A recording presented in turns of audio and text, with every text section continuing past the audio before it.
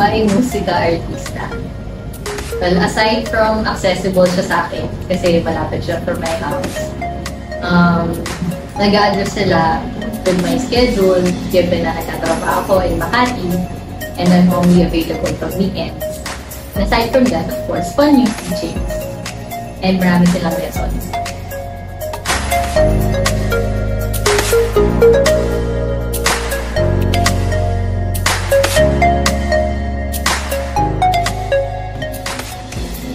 Most memorable recital show for me is yung summer end ng recital kasi that time I was pushed out of my comfort zone kasi wala akong hosting na course, but I think si Coach believed in me na kaya ko.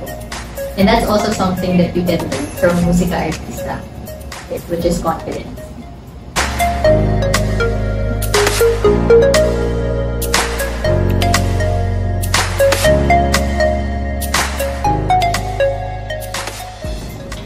Most fun experience, or actually experiences, is when I jam with my classmates.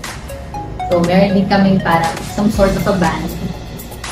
It's not only test kung ano yung mga natutunan namin, but at the same time, it's also fun kasi you get to do it with your classmates, which turns out to be your friends na rin eventually. Then it showcases all your abilities differently.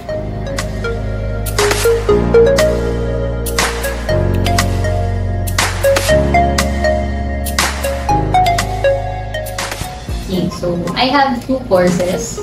One is voice coaching. So, I think everyone knows that I already sing. But of course, hindi ka kasi nagsistop dyan. Siyempre gusto mo lagi mag-improve. Parang there's always something to develop for you over time. So, the next one that I took is drums. Playing drums. Kasi, I don't know, ever since I was a kid, parang gusto ko siyang i-try. I just thought that it's never too late.